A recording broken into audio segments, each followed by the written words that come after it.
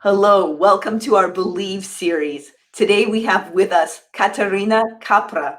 Hello, Katherina, how are you? Hi, Senia. Thank you for having me. I'm glad to be here. I'm fine. It's wonderful to have you. Katherina is a coach, and today we are speaking about how we can grow ourselves, especially during this time of the pandemic, but how we can grow ourselves through connecting with others. Again, welcome. We're delighted to have you on the show. Thank you so much. Well, I think that the perfect way to grow is through connection. But I think that you go and connect with others. First of all, you have to connect with yourself. And in order to connect with yourself, is of course different skills that you begin to have in a process. We know that we have to enhance intellectual virtues as well as performance virtues. But something that make really connect is the moral and civic virtues, the way to understand the person. So let's do it like this. If as people are listening to us for the next 20 minutes, what is the one biggest idea that you want everyone to walk away with?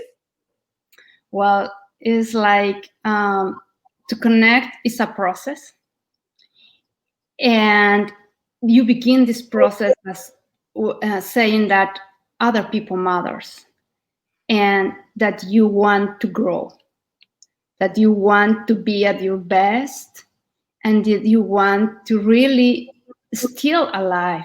And when you go through your life, don't say I don't do anything. Mhm. So you're saying that people are asking how to personally grow, and your answer to them is you are going to best grow personally when you connect with others. Is that right? Yeah, that's correct. So, what is a situation that you are seeing people in right now, whether through your coaching or your colleagues? What's the situation, a problem that they have? Well, I think that the best problem they have is like, for example, with executives coaching is like they grow, they have acquired intellectual skills, they have acquired performance skills, but this new area needs human skills. Mhm. And they is time, it is not more a desire for grow or evolve as human being, is a need.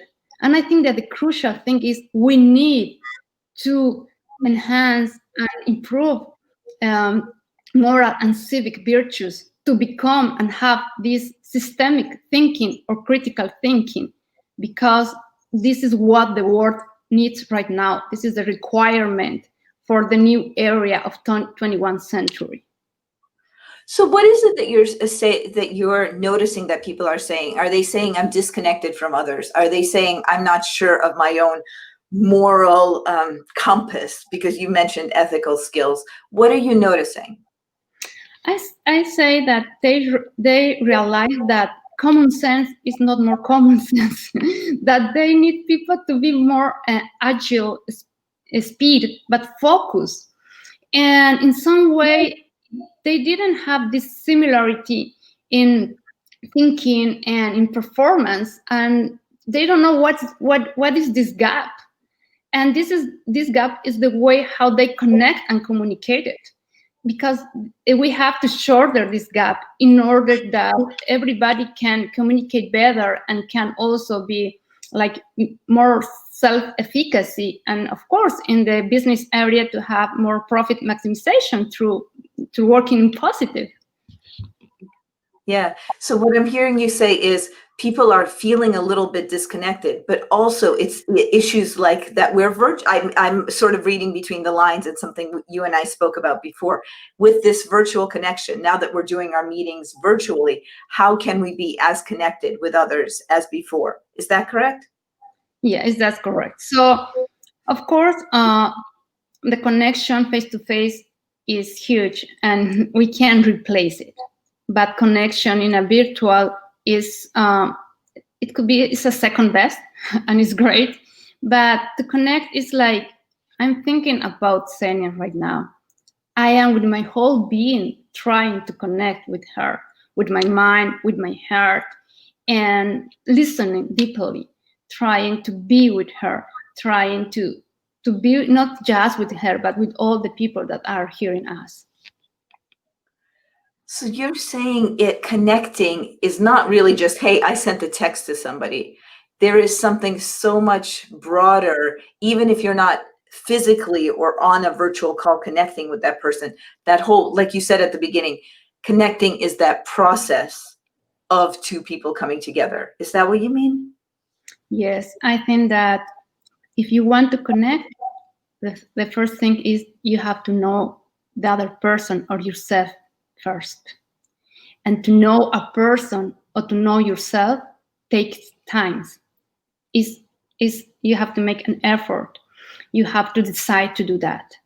You have to, and it's not just in one side, it's in different sides. How I am with my family, how I am at work, how I am with friends, how I with the things are that which are my top strengths, which are the things that trigger me, my bad feelings or negative emotions. So when you begin to know yourself better, to know the other person better, you can connect and communicate with this much better. What are some of the best kind of connections and connecting that you've seen? What is that process? What underlies that? I think that the best connection is with the heart. Yeah, But please, Katherina, say more. yeah, it's with the heart, but the best connection is like with your whole being. And I mean whole being, to have mind, heart, and spirit. With these three things are aligned. When you have this existential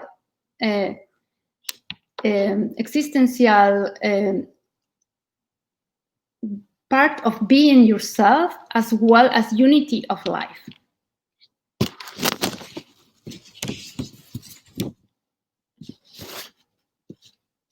I am just putting up your phrase, which of course echoes Antoine de Saint-Exupéry's phrase about connecting with the heart, but I am putting that up for all of us to see. So how do we do this? You say the best kind of connecting is connecting with the heart. That is probably the least kind that we know. We know connecting over video, we know connecting over text, we know connecting over email, even sometimes with a phone call. How do we do connecting with the heart? We connected with the heart when we really, really deep want the best for the other person. When we love the person. When we want the best for her, for him, for everybody. When we realize that the world is wonderful. When we have the same vibration with the other person. So celebrating with the other person, thinking of the other person, wishing well for the other person. So it sounds to me like you're even saying the process of connection starts even before we reach out. Sure. Because you're to you, that's sure. To so many of us on this call, that's, what is Katherina talking about? What do you mean the process of connecting starts before? So how can you maximize that process of connecting even when you haven't physically reached out? It's like to have this mindset of curiosity and this mindset of creativeness. Also, I can create a very profound friendship when you want to care about the person, when you want to make a community, when you want to make something better, and that you think that human beings have an innate desire to grow, learn, and evolve. Mm-hmm. Mm-hmm. Here are some of the things I'm noticing you say: curiosity, creativity, friendship, community, just to have those mindsets towards people even before you do that reach out by text, by phone, by email, whatever it is. Sure. Because all that you have inside go outside you, but first you have to build that in yourself, so you can, if you want to show this process. So, Katerina, that sounds like a very beautiful process. Actually, just listening to you, I feel calm about it. It sounds like a beautiful way of connecting before the person even knows. To what degree can we do this with people in our lives? And I ask because our families tend to be on the smaller side. Then there's our who we connect with business wise. Malcolm Gladwell writes in his book that 150 people is the maximum our brain can actively handle. How I don't really just want to ask with how many people, but how do we decide to whom we give that mindset connection space to? I think that is for everybody that we is touch our soul, for everybody that we see. I don't think that we have to have a number. I don't think that we have to have like a goal. It's just to be open. It's just it's just I want to like to joy and have this inner peace with everybody. And the most important thing is, like I said before, to have this unity of life and existential consistency. I will say that existential consistency. If you have this, it's like you are authentic in some way, and you want that everybody, you realize that that's so you can savor these things, and you can savor friendship, and you can savor other people working in this space of trust that you can make. How do you do that on a day-to-day basis? When we end these broadcasts, we tend to like to leave people with a very concrete action step. So how do you do this on a daily basis? You've mentioned this existential consistency of connecting. What does that practically look like from when I wake up to when I go to bed? First of all, no judgment. Second,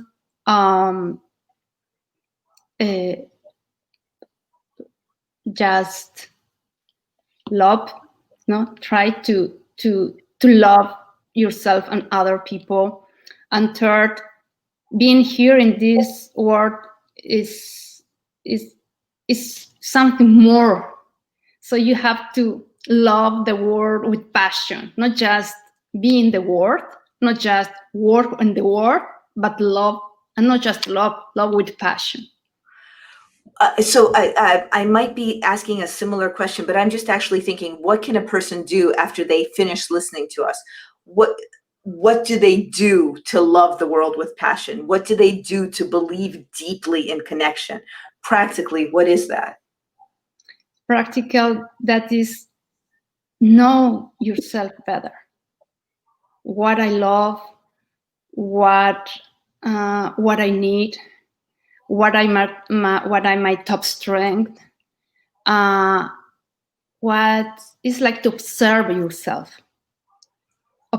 yourself, how you act, how do you eat, how you react, but not criticizing, just the things that you love to do it and why you love it, and to find the things that are positive in yourself.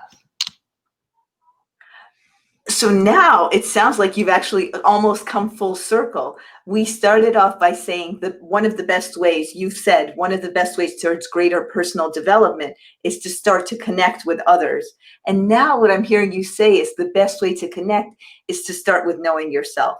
Know what you love, what you're excited by, what jazzes you up, and then you will connect with those like-minded people, which will add to more personal growth for yourself. This is what I'm hearing between the lines of what you're saying. Is that a cycle that you're thinking about actively? Yes, that I think that's the correct cycle. Is like everything that you want to approach or to connect, first you have to know, and you can't criticize or judge something that you don't know. Yeah. I think that the first step is to know and be open to the positive things that these new things can have for you. This person, this culture, this food, this everything. Non-judgment and openness.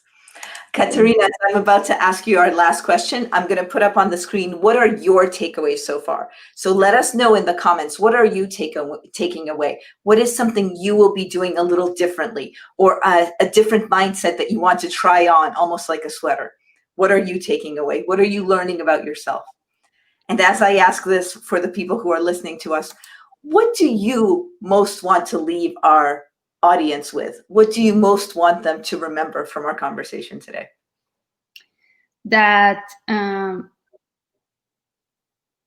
that to connect and grow is sometimes can be tough and difficult, but it really amazing the value that you have when you go through this pathway. Thank you so much. It's exactly the kind of thing that you started by saying, which is, this is not a to-do list. This is not what you're going to do after you make breakfast. This is a different way of being. Just like I'll put up some of the things you said, your curiosity, creativity, friendship, and community. How can you cultivate these mindsets so that your personal growth can come more through your view of the best kind of connecting, which is with the heart? Thank you for reminding us that it's not a one-shot quick solution. It's really how we approach today and the world. Oh, thank you so much, Xenia. It is a pleasure to be today with you. Same here. A pleasure being with you. Thank you so much, Katherina. Wonderful being with you.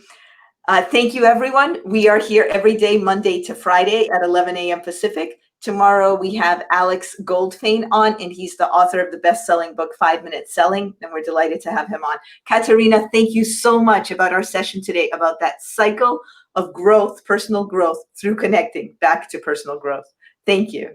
Okay, thank you. Bye.